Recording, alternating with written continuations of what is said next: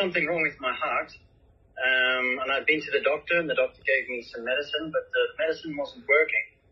And I kept getting higher blood pressure. So it was getting really bad, even to the point where I had pain in my chest.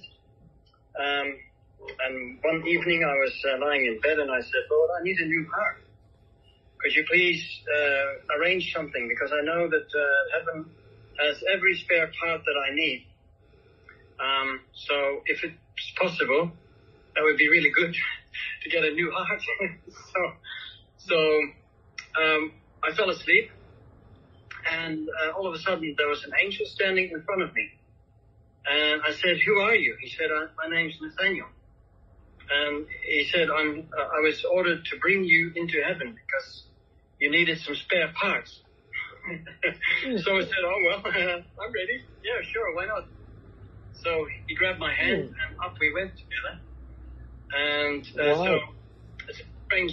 I don't know whether I was in the flesh, out the flesh, I don't know. But what I do know is that I was up flying above the earth, and I looked down and I saw the earth down, way down. And we came to this gate, halfway, I should say. And he took out a big key and he opened the lock. And then he opened up a hatch where we passed through. I'd never heard anybody speak of this before, but it was really amazing. And I said, what is this? He said, this is the doorway that goes to heaven. And only if you have the key. And I said, does man have the key? And he said, no man has the key. Only Yeshua HaMashiach, the Christ, holds the key. And the angels, of course, need to go up and down. So up we went through the hatch, and then we passed through a whole lot of clouds. I remember seeing very thick clouds, and all of a sudden the clouds just disappeared. And I looked down, and I saw this magnificent city. It was absolutely amazing how big and how gleaming it was. It looked so beautiful. And the angel took out a veil and put it over my eyes. And I asked him, why did you put this veil over my eyes? And he said, so if I don't do this, it's protection. Protection? Yes, protection that you might want to stay here. I said, oh, okay. Well, so they put on the veil, and we went down, and then I heard the angel shout with a big trumpet. He said, behold, the Lion of the tribe of Judah. And all of a sudden we were standing in front of Yeshua HaMashiach, Jesus the Christ. And I was standing in front of him, and it was just so amazing that he had his arms wide open, and he welcomed me. And I looked at his hands, and I saw the holes in his hands and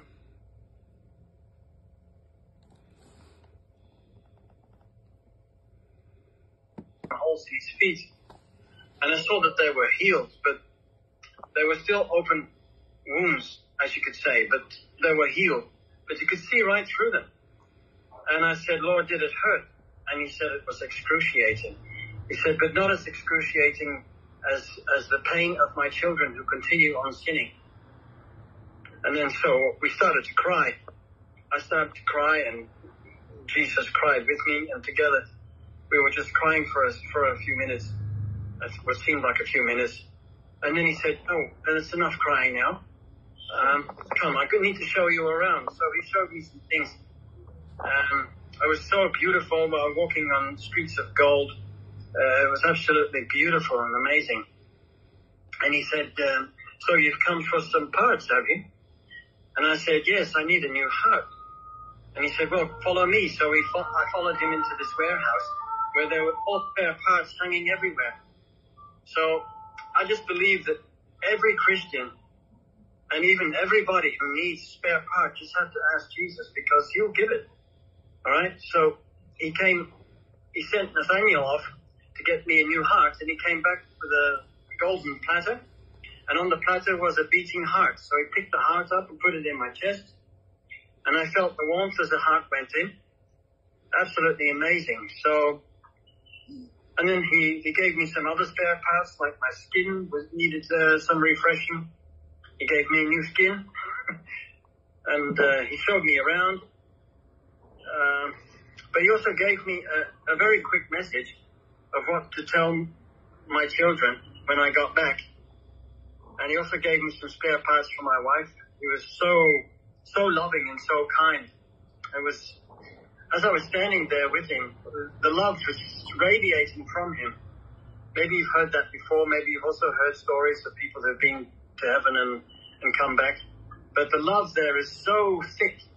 It's as if you can just touch it, you know. It's so amazing, so wonderful. And I wrote down a few things that God wanted me to tell his children. The first thing that God told me was, that Jesus told me was, don't listen to your governments. Only trust me. If your government tells you to do something, do the opposite. If they tell you to take a vaccine, that was the second thing he told me, reject it. And especially if they force it on you, then don't take it.